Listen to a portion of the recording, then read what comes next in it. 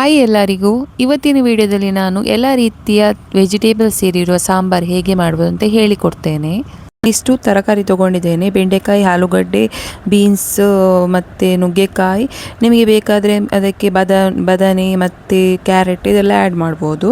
ಇಷ್ಟು ತರಕಾರಿಯನ್ನು ನಾವು ಮೊದಲು ಕಟ್ ಮಾಡೋಣ. ನೀವೇನು ಮಾಡಬೇಕಂದ್ರೆ, ಮೊದಲಿಗೆ ಈ ಬೆಂಡೆಕಾಯಿ ಕಟ್ ಮಾಡಿ ಅದನ್ನು ಸಪ್ರೇಟಾಗಿ ಇಡಿ. ಆನಂತರ ಬಾಕಿ ಎಲ್ಲ ತರಕಾರಿಗಳನ್ನು ಕಟ್ ಮಾಡಿ ಸೈಡಲ್ಲಿ ಇಡೋಣ. ಮತ್ತು ನೀವು 1 ಕಪ್ಪಷ್ಟು ತೊಗರಿಬೇಳೆ ತೊಗೊಳ್ಬೇಕು. ತೊಗರಿಬೇಳೆಯನ್ನು ಚೆನ್ನಾಗಿ ತೊಳೆದ ಮೇಲೆ ಒಂದು ಕುಕ್ಕರಿಗೆ ಹಾಕಿ ಆನಂತರ ಎಲ್ಲ ತರಕಾರಿಯನ್ನು ಅದಕ್ಕೆ ಮಿಕ್ಸ್ ಮಾಡೋಣ. ಬೆಂಡೆಕಾಯಿಯನ್ನು ಬಿಟ್ಟು ಬಾಕಿ ಎಲ್ಲ ತರಕಾರಿಯನ್ನು ಅದಕ್ಕೆ ಮಿಕ್ಸ್ ಮಾಡಿ ಆನಂತರ ಏನು ಮಾಡಬೇಕಂದ್ರೆ, ಇದಕ್ಕೆ ಎಷ್ಟು ನೀರು ಮುಳುಗುವಷ್ಟು ನೀರು ಹಾಕಿ, ಎಷ್ಟು ನಿಮಗೆ ಬೇಕೋ ಅಷ್ಟು ನೀರು ಹಾಕಿದರೆ ಸಾಕು. ಅದಕ್ಕೆ ಸ್ವಲ್ಪ ಅರಶಿನ, ಒಂದು ಅರ್ಧ ಸ್ಪೂನಷ್ಟು ಅರಶಿನ ಹಾಕಿ ಆನಂತರ 1 ಸ್ಪೂನಷ್ಟು ಉಪ್ಪು ಹಾಕಿ ಅದನ್ನು ಕುಕ್ಕರಲ್ಲಿ 2 ವಿಜಿಲ್ ಬರುವಷ್ಟು ಬೇಯಿಸಿದರೆ ಸಾಕು. ಮೀಡಿಯಮ್ ಫ್ಲೇವಲ್ಲಿ ಇಡಿ. 2 ವಿಜಿಲ್ ತೆಗೆದ್ರೆ ಸಾಕು, ಚೆನ್ನಾಗಿ ಬೇಯುತ್ತೆ. ಆನಂತರ ನಾವು ಮಸಾಲೆಗೆ ರೆಡಿ ಮಾಡೋಣ. ಪ್ಯಾನ್ ಬಿಸಿ ಆದಮೇಲೆ ನಾನು ಅದಕ್ಕೆ 1 ಸ್ಪೂನ್ ಎಣ್ಣೆ ಹಾಕಿದೆ. ಆನಂತರ ನೀವೊಂದು 9-8 ಒಂದು ಉದ್ದ ಮೆಣಸು ತಗೊಳ್ಳಿ. ಅದನ್ನು ಚೆನ್ನಾಗಿ ರೋಸ್ಟ್ ಮಾಡಿ. ಅದೇ ಪ್ಯಾನಿಗೆ ರೋಸ್ಟ್ ಆದಮೇಲೆ 1 ಸ್ಪೂನ್ನಷ್ಟು ಒಂದು ಅರ್ಧ ಸ್ಪೂನ್ನಷ್ಟು ಮೆಂತ್ಯ ಸಾಕು, ಮತ್ತು 2 ಸ್ಪೂನ್ನಷ್ಟು ಜೀರಿಗೆ ಹಾಕಿ. ಆನಂತರ 3 ಸ್ಪೂನ್ನಷ್ಟು ಕೊತ್ತಂಬರಿ,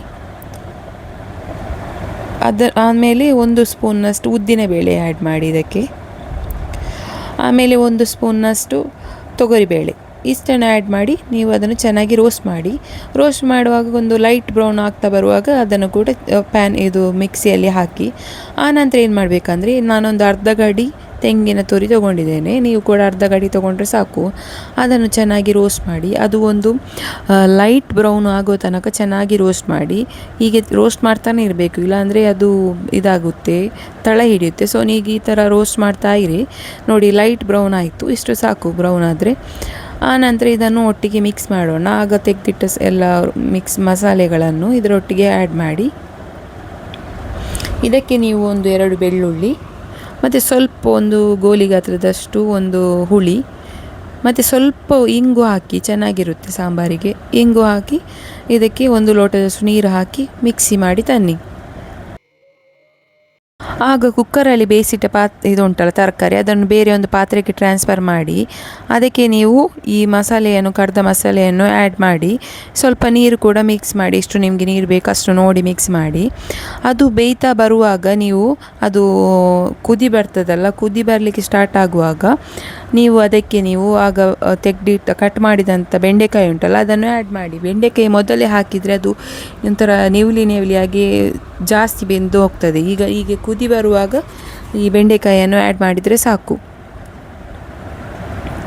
ಒಂದು 5 ಮಿನಿಟ್ಸ್ ಆಗುವಾಗ ಬೆಂಡೆಕಾಯಿ ಬೇಯ್ತದೆ. ಆಮೇಲೆ ನೀವು ಅದಕ್ಕೆ ಒಗ್ಗರಣೆ ರೆಡಿ ಮಾಡಿ. ಒಂದು ಬಿಸಿ ಪಾತ್ರೆ ಬಿಸಿ ಆದಮೇಲೆ ಒಗ್ಗರಣೆಗೆ ನೀವು ಒಂಚೂರು ಎಣ್ಣೆ ಹಾಕಿ, ಆನಂತರ ಎಣ್ಣೆ ಬಿಸಿ ಆದಮೇಲೆ ಇದಕ್ಕೆ ಸ್ವಲ್ಪ 1 ಸ್ಪೂನಷ್ಟು ಸಾಸಿವೆ ಮತ್ತು 2 ಜಜ್ಜಿದಂಥ ಬೆಳ್ಳುಳ್ಳಿ ಆ್ಯಡ್ ಮಾಡಿ. ಮತ್ತು ಇದಕ್ಕೆ 1 ಉದ್ದ ಮೆಣಸು, 1 ಮೆಣಸು ಹಾಕಿ ಕಟ್ ಮಾಡಿದಂಥ. ಆಮೇಲೆ ಇದಕ್ಕೆ ಒಂಚೂರು ಕರಿಬೇವು ಸೊಪ್ಪು ಆ್ಯಡ್ ಮಾಡಿ.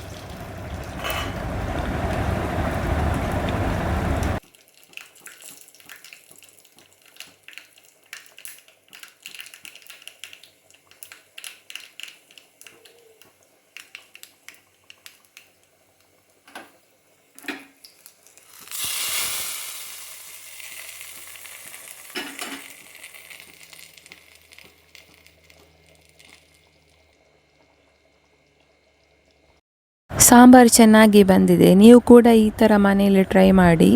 ಅನ್ನಕ್ಕೆ ತುಂಬ ಚೆನ್ನಾಗಿರುತ್ತೆ. ಈ ವಿಡಿಯೋ ನಿಮಗೆ ಇಷ್ಟ ಆದರೆ ಲೈಕ್ ಮಾಡಿ, ನನ್ನ ಚಾನಲನ್ನು ಸಬ್ಸ್ಕ್ರೈಬ್ ಮಾಡಿ.